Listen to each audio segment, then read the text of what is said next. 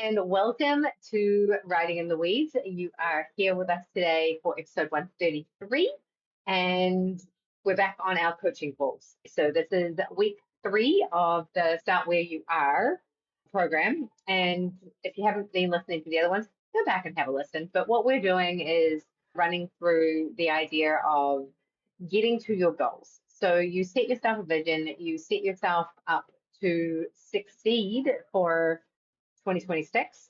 And we've had a pretty rough go of it. The shedding of the snake skin, the moving into the fire horse. We've just had the big eclipse moon. We had the full moon at 3:33 on March the 3rd. Like, these numbers all actually do mean something if you choose to make them mean something. But really, we're in the process. And when you're in the process of change, and we do keep talking about this, when you're in the process of change, stuff comes up, right? When you're actually committing to a goal, when you're committing to having things happen, resistance becomes obvious. When you don't have a goal, or you're not trying to get to a goal, or if you're holding things really loosely, the resistance isn't as obvious. Because when we set up to do something, we then notice when it's not working. And when it's not working as fast as we want it to happen, we want to quit because we're humans and we want to see it right now.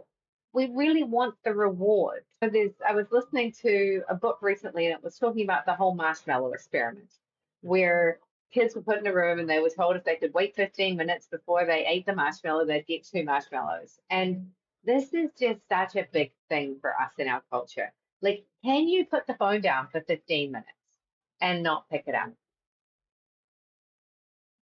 It's sadly really hard.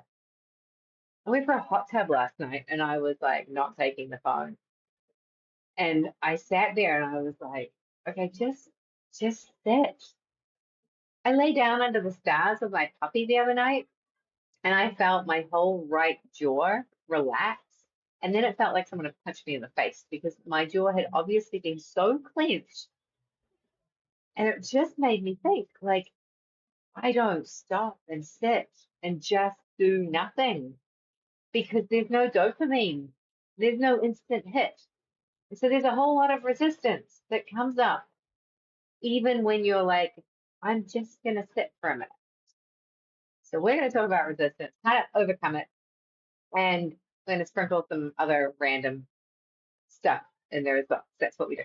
So I am Tasha Lockie. I am a life performance and mountain bike coach. I am all about helping you get out of your own way so you can get the results that you want in your life. I do that through helping people learn to mountain bike.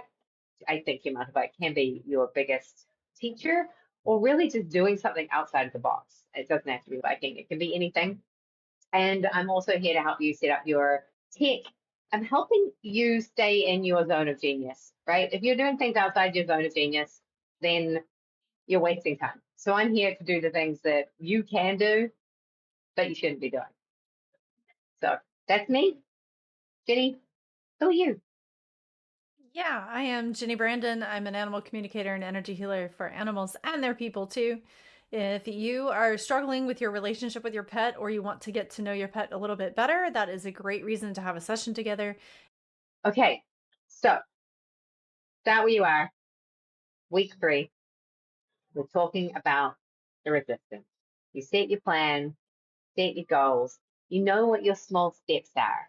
We've talked about the whole idea of little steps. If you do 10 minutes a day, you're going to have done 70 minutes a week, right? If you come up with the idea that you're going to do something 3 times a week for 1 hour a day, again, you've started to create consistency, and that's what matters.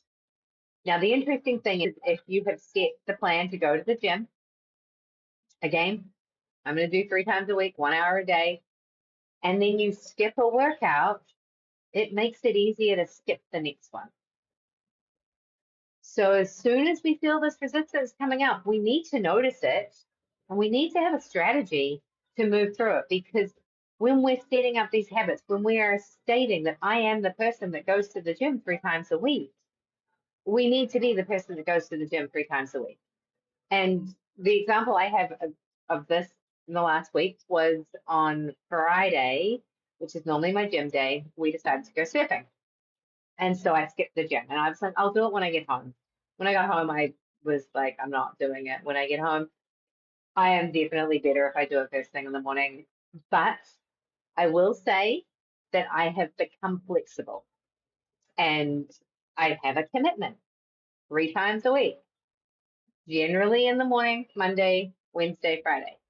But I'm not going to skip going surfing to go to the gym. That's ridiculous. The reason I go to the gym is to be better on my surfboard. So, like, we got to work these things out.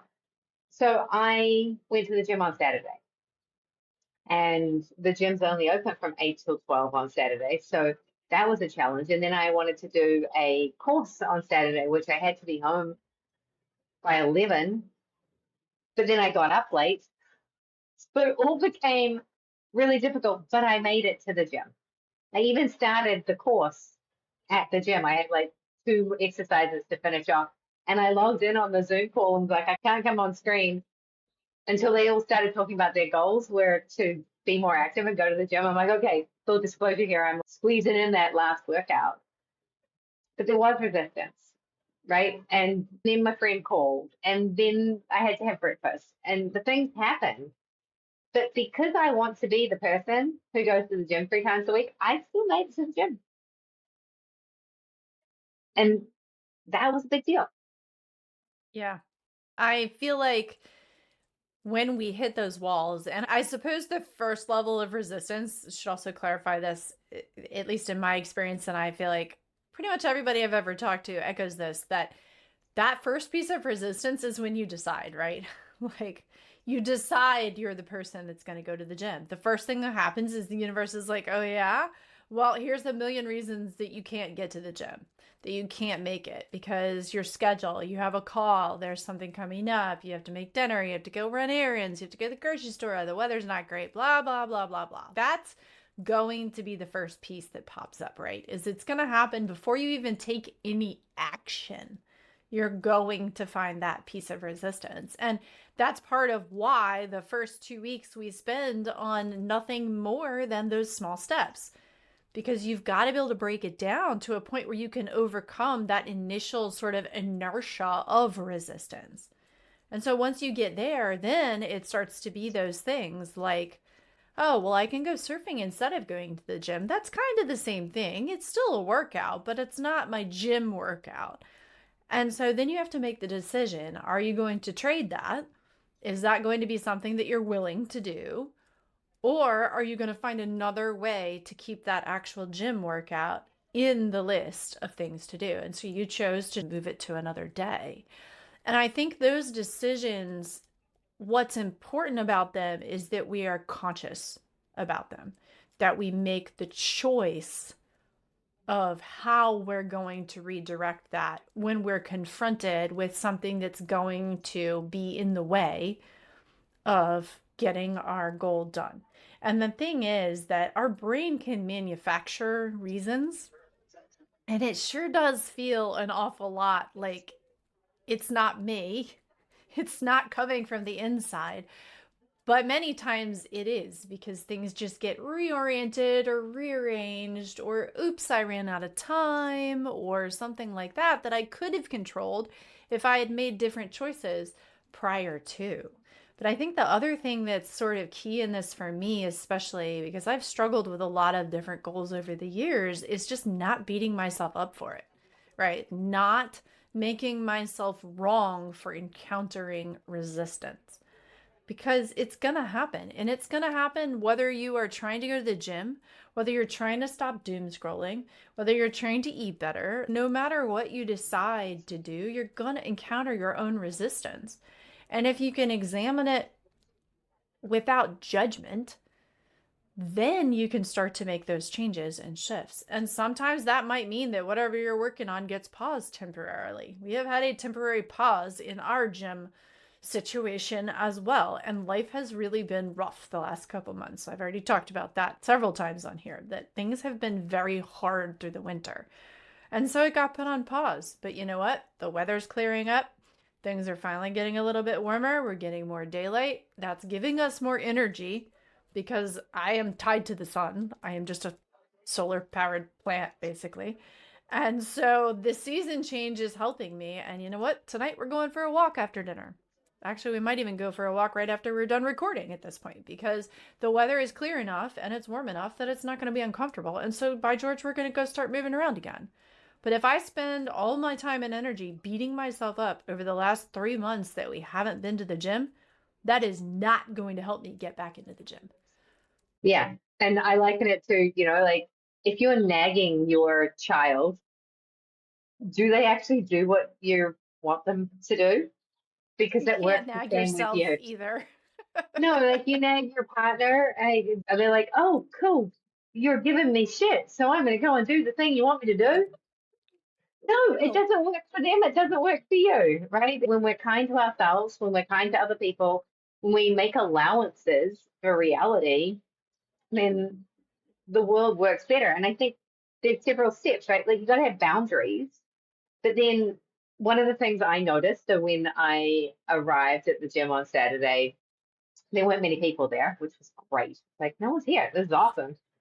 And it's not busy, so I get to work out without there being many people there. But there was one person there, and it was one of those people that I'm in a rush. I got like 45 minutes to get it done, and she was somebody that I needed to talk to, like in the sense that she's a friend, but I don't see her a lot.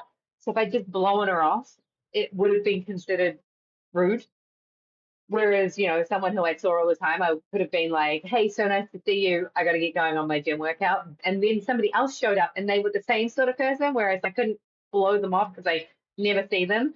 So I had to have a conversation with them too. And I was like, this is hilarious. And then I'm like, okay, well, I'm running late. So I'm just going to log into this call because I listen to podcasts while I'm working out. Like I do a set and then I sit there and do nothing. So logging into the call is not going to be a problem until they needed me to talk. So I was halfway through my set and had to go outside and do the thing and then finish it off. But I made it work. And at the end of the day, my friend called and delayed me to get to the gym. I got to the gym and I had to talk to people. And I still got my workout done. And I still made it to the call. And I still got home. And everything worked out, even though it wasn't exactly as I'd wanted it to be.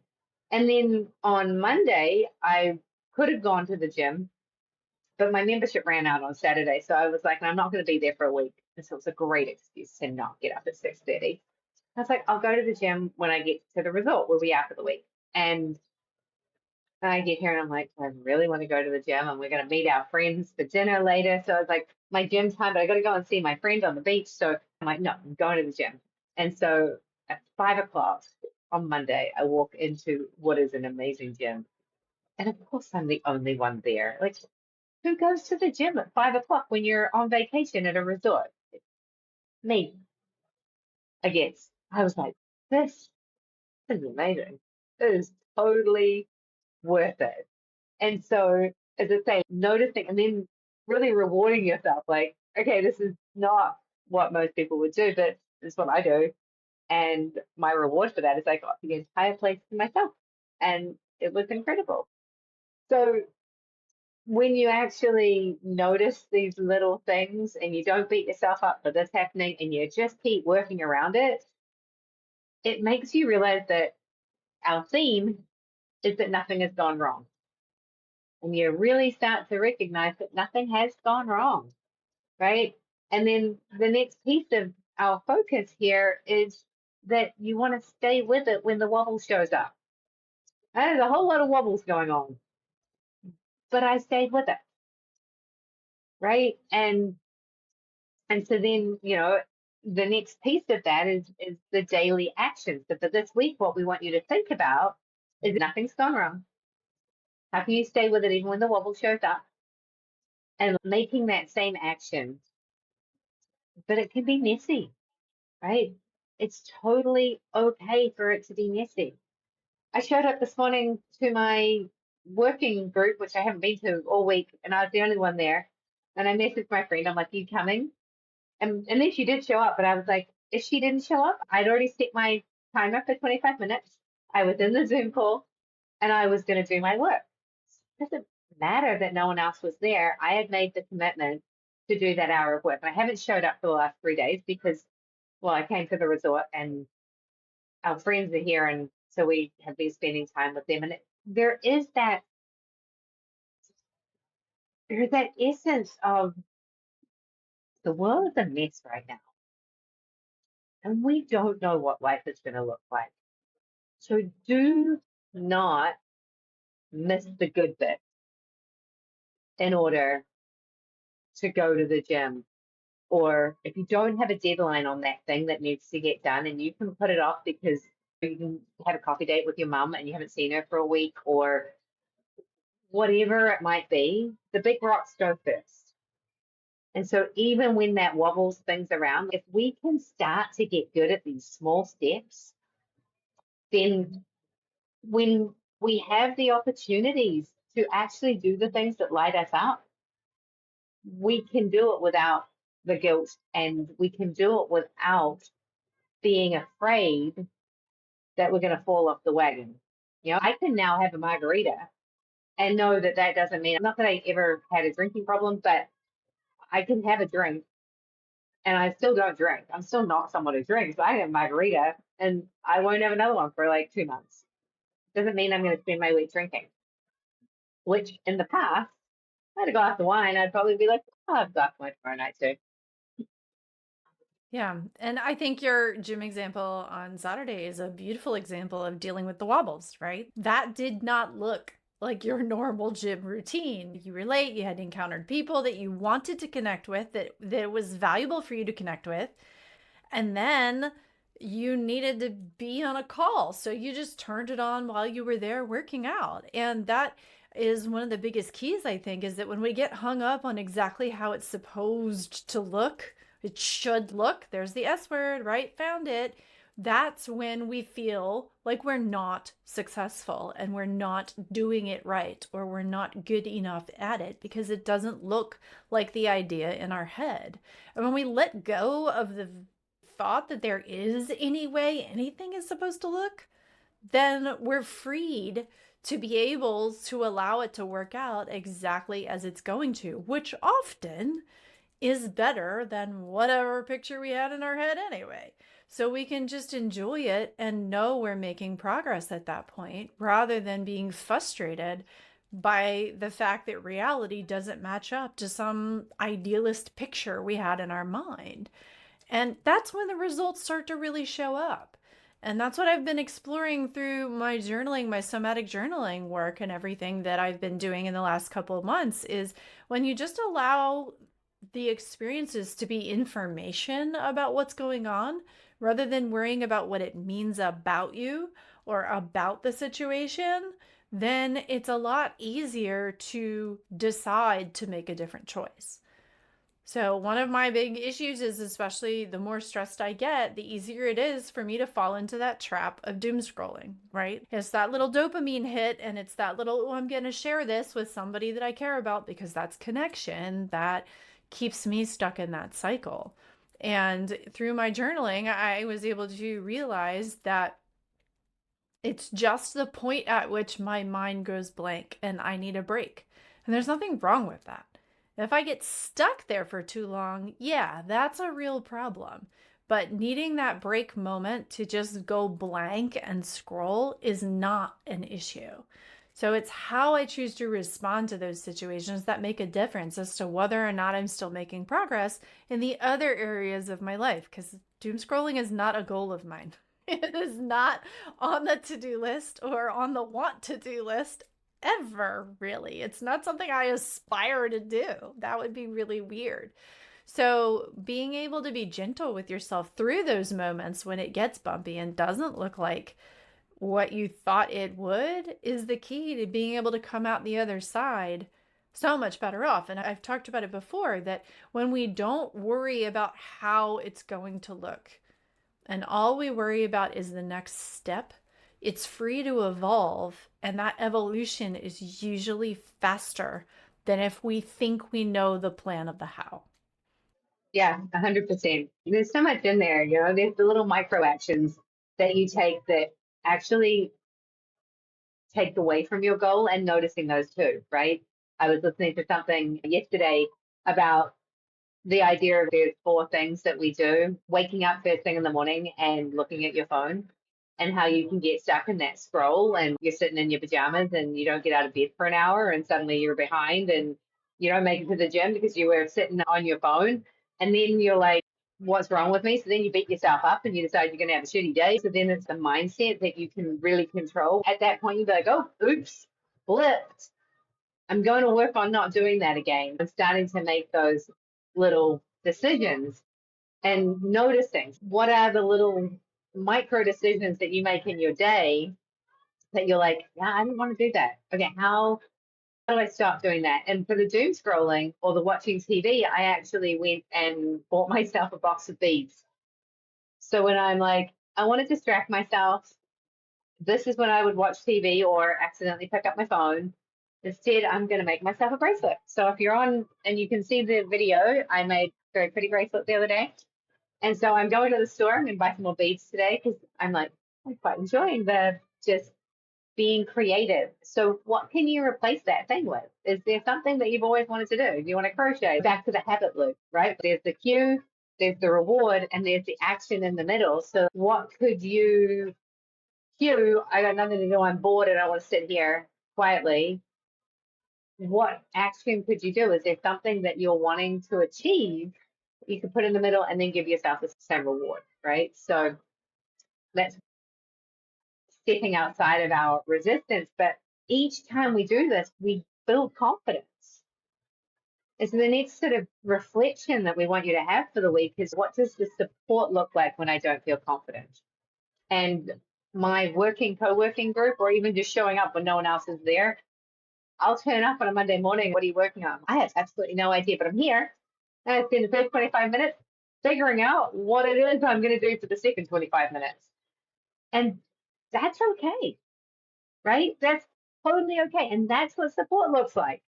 And the beautiful thing is when the other two people are like, me too, because Monday, and you're like, okay, Right. this is where we're all at, right? And so that's what support looks like for me when I don't feel confident. It also looks like using my friend's gym workout. It might not be the perfect one for my goals, but it's something to do. So I know what I'm doing when I get to the gym.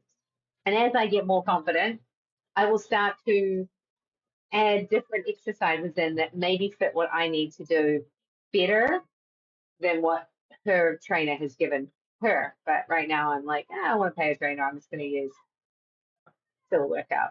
And then the focus in all of this really comes down to when we fall into being afraid, then avoidance comes up.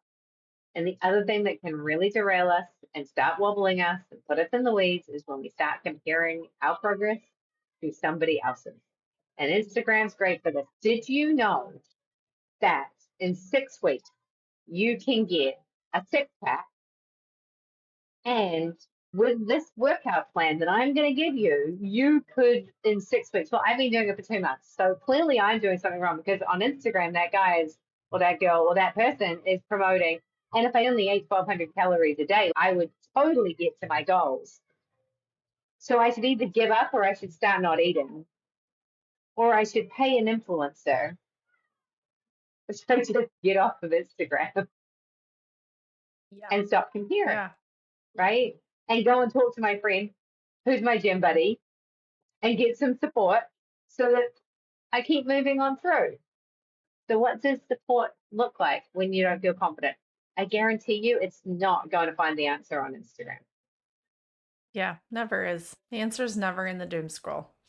There's useful information there, but it's not the answers that you need in the moment. And that I think is the key is looking for that support and making sure that you have that on dial in your phone or on a list of paper or something like that so that you know when you hit that wall what to do, what action to take, right? That's your map of how to manage those moments so that you know what adjustments to make. And the more you can plan that out ahead of time and be prepared for it, the easier it is to stay on track. You either need accountability buddies or some sort of system somewhere, right? I talk about systems a lot. This is another one. This is just another piece of that puzzle so that you know what to do when you hit that bump, because it's coming. You're never going to be able to flow through without it. And that's where the comparison stuff gets in our way, because that creates the bump in the road, right? That makes there be a bump in the road when there really wouldn't have been if you weren't busy thinking about how it should look like that other person said it would. And so the more we can take the time to just have that ready to go, so that as soon as we hit that bump, we're like, oh, I know what I need to reach for. I need to call Tosh and have a chit chat about why I should get my butt to the gym and not sit on my phone and doom scroll or whatever. Or I recently had a conversation with a good friend of mine, and we were laughing about the fact that we end up sending each other all the memes when we're not feeling well. And I was like, if you get like a whole string of memes from me, you should probably message me and be like, hey, are you okay? And she just started dying laughing. She's like, I'll remember that the next time I get like 10 memes from you in a row. I'll be like, hey, are you okay? And it's knowing little things like that that you can reach for and say, like, oh, dang, I'm falling into this spot. I don't want to be here. I've decided I have a goal that means this is not what I want to be doing. What do I need to reach for? Maybe that means charging your phone in another room so you can't reach for it in the morning when you get out of bed. Maybe that means turning it off or putting time restrictions on it. There's lots of apps out there for that. Maybe it means checking in with a friend every day so that you both go, hey, this is where I'm at today. This is what I'm working on. AI, I'm on that freaking AI kick still, right? It's giving me a huge amount of accountability to be able to go in every day and write down what's going on. And then at the end of the day, how I handled it. And it's reflecting back to me where I've made choices that have supported my goals and where I've made choices that haven't. So if you don't even want to talk to anybody, you can go talk to the computer now, and the computer will help you. But you got to make the choice to click that and not Instagram, right? Not Facebook, because that's not going to help you. Yeah, absolutely. Well, and I think a lot of what you just spoke to was noticing, and we've been talking to this throughout the entire call, is noticing the old stories and naming them, acknowledging them. Don't feed them. Don't get all in there and get upset about it. Just be there with it. And then borrowing evidence from past times of things that you are doing good. I can do this, so I can do this over here. This was something I read about years ago with relationships or just anything. Noticing where you do something really well and bringing that into something that you don't do really well. So I'm really good at getting up and doing my yoga exercise, but I'm not able to get to the gym. How do I take whatever it is that's motivating me to do my yoga and I duplicate that over to the gym or whatever it is? Really looking at things that you do really well because there are a lot of them. And then taking that evidence or times when you've succeeded and things have worked really well. The other thing I really wanted to say is that if you look at any program that's successful, and what popped into my mind, because again, I was reading this book, there's two books. The Habit Loop is the one that talks about like AA.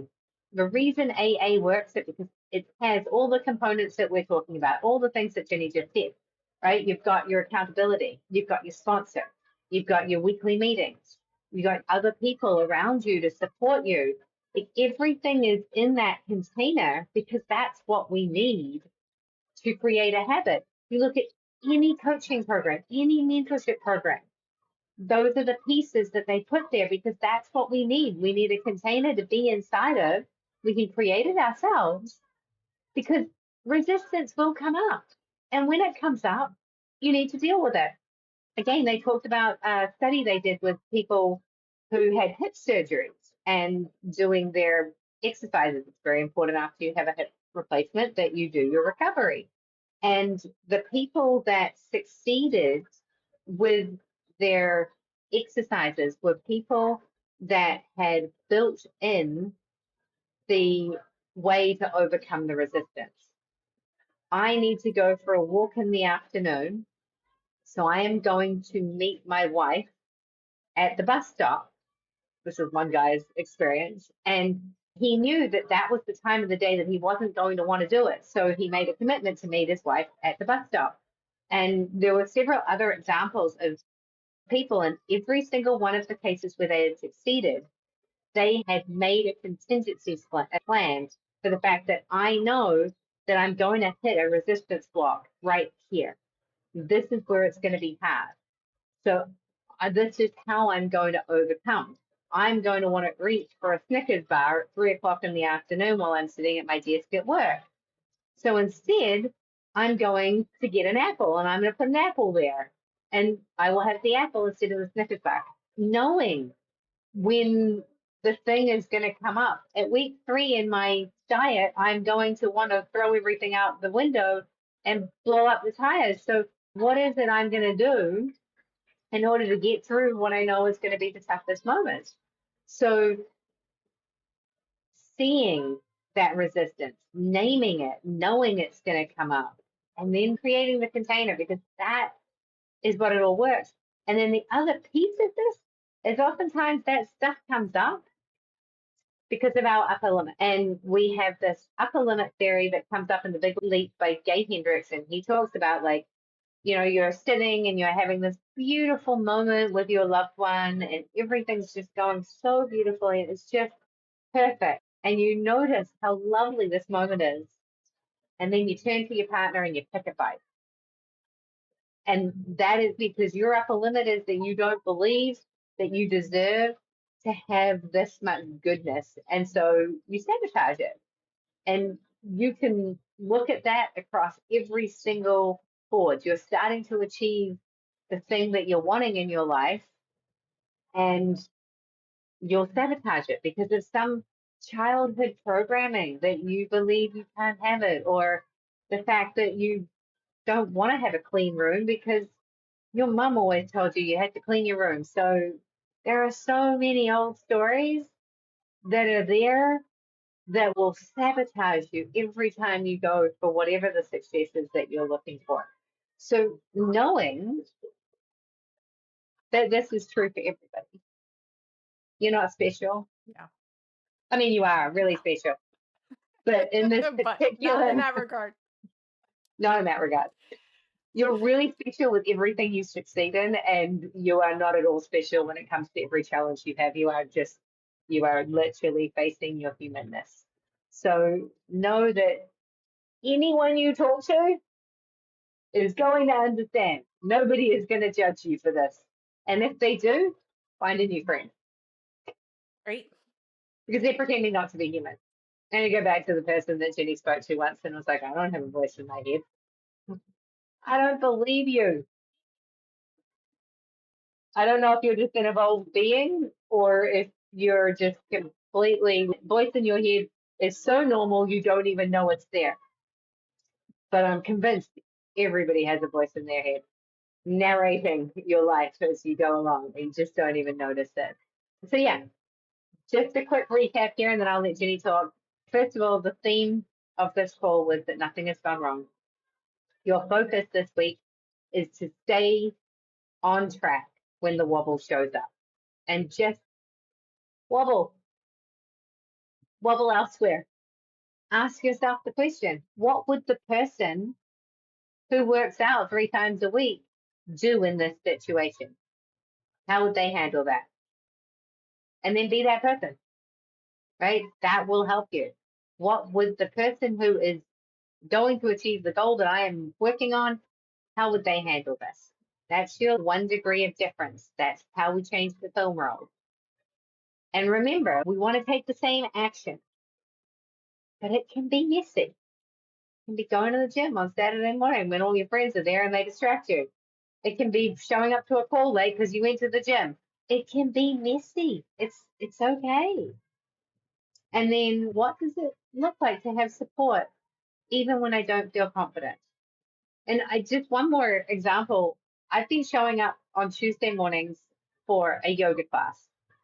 And it's a yoga class for yoga teachers that my friend invited me into. And it's hard. It's like a combination of power yoga and yin yoga, but it feels like it should be really easy, but it's not easy. And it hurts. And I'm creaky. And I don't like it. And I love it, but I don't like it. It's so uncomfortable. But I'm in this group. It was a 9 week thing. One day I missed because I went surfing and the internet didn't work that day anyway, so it was totally fine. But one day I missed because I wasn't feeling well and I just could not get myself to do it. But I felt really guilty about not showing up for this group of people. So if you're going to do something that you really actually don't want to do, but you do, you don't, make sure that you have somebody there to show up for because you won't show up yourself. So for me, that's what support looks like when I don't feel confident. I showed up for my girlfriend because she gifted me a space in this room and it was a beautiful gift and I didn't wanted to think I didn't appreciate the gift. So damn it, I had to keep showing up. Sure, it was really good for me. And my commitment next time is to actually do the replays and do it twice a week and do the journal exercises.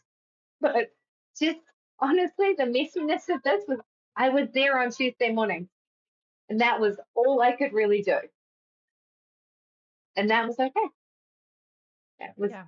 totally okay. I'm not going to compare myself to the person who talked about how great the journal reflections were and how she did them. I'm not going to compare myself to the person that thanked her for the replays because she did the replays a couple times during the week.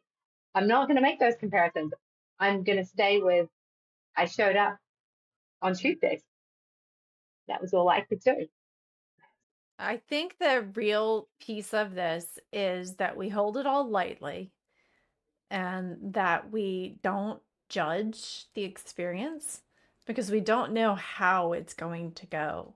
And if we allow it to unfold without the judgment, then it can be messy. You showed up in the capacity that you had for that situation as best you could and only missed one day. That's perfect. That's all that needed to happen.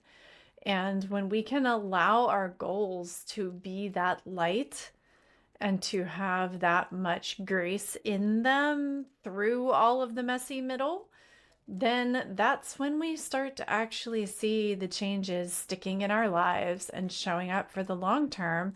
And then one day we can blink and realize we're at the goal we really wanted to be at years ago. The thing we always wished for, we're doing now. But if we are in the middle of judgment, in the middle of resistance, making ourselves wrong for the experience and not seeking the support that we need from people around us, from AI, from other resources you have, from systems that you have in place, then you'll stay exactly where you are and be disgruntled and unhappy because things are not changing. And that's that set point, right? That upper limit is like that thermostat set point.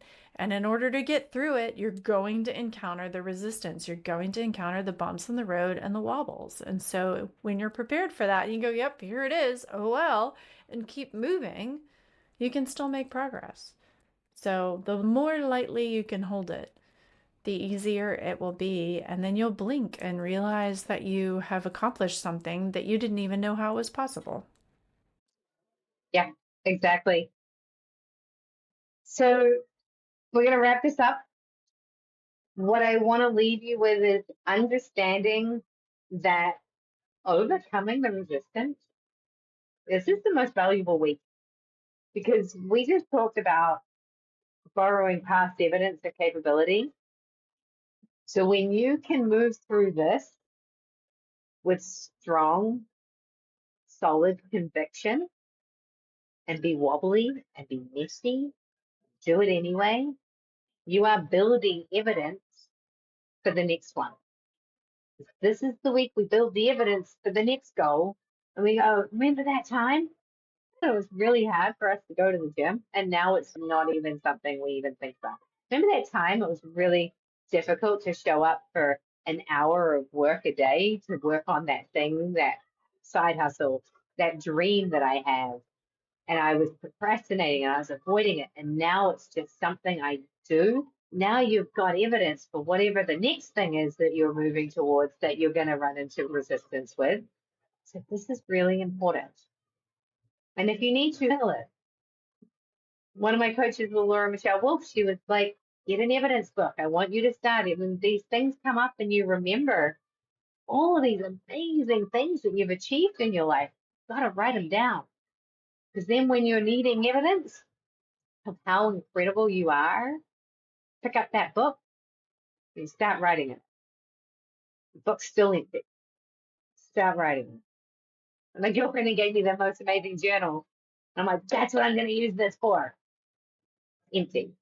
So my goal is going to actually be to start filling in that book. And we'd love to hear from you. What's coming up for you around all of this stuff? Because this is important. And we really appreciate you being here with us. Thank you so much. Remember, nothing has gone wrong. And when you can move forward with certainty, then life is a lot easier. And right now, there is so much uncertainty going on that build certainty in. I've come to the conclusion that the best place to live is actually in the conspiracy theory, the good ones. Because I said to my husband last night, I was like, you know, it might all be true. And yet, I get to go surfing. I get to go mountain biking. I get to go and live this amazing life. So, yeah, there's all this awful stuff that's happening. It might be that the sparrows are robots. I'm absolutely certain when I was snorkeling the other day that I was in virtual reality because there is no way those fish really look like that.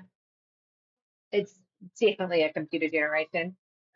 Um, and I got to experience it, and it was amazing. So thank you for the computer generation. Like, we've got to have fun because otherwise, like, what's the point? I love it. And we don't help anything. We do not help anything. Like, yes, there's a lot of suffering going on, but you suffering because somebody else is suffering does not help them. And in No. every fantasy movie that you ever watch, the light always wins. When the light holds true, the light wins. So be the light. Okay, I'm Natasha Lucky. I am slightly unhinged. I am working on a new podcast. I won't be going anywhere from this one, but I am working on a new podcast called My Kind of Crazy. And it's basically going to be me and my crazy friends talking about how it's okay to be crazy. And that's going to be coming out in April. So I'm actually making a commitment here because it's on my list of things. I will have a link to my new Substack. So if you're interested in joining me over there as well, you'll be able to join the mailing list and then you will be able to listen to me in two places, slightly unhinged version and here where I'm less unhinged because I've got Jenny to keep me on track. You can find me on Facebook. You can find me on LinkedIn, Substack, and Betty Go Hard is my Instagram handle. So please reach out if you really want to stay in your genius zone and need help with the stuff that you don't want to do, the tech stuff, um, setting up stuff. Yeah, meetwithtask.com. I'm going to stop talking. Jenny, sign us up. Yeah, I am Jenny Brandon. I'm an animal communicator and energy healer for animals and their people too. So if you are having struggles or concerns about your pet relationship or just want to know about life from their perspective, that's an awesome reason to get connected together. You can find me on the web at soulpetconnections.com and on Substack, Instagram, YouTube, and Facebook under the same handle. So thank you all for hanging on through this wild ride through the weeds today. We really appreciate it, and we look forward to seeing you next time. Thanks, everyone. Have an amazing week. See you next time.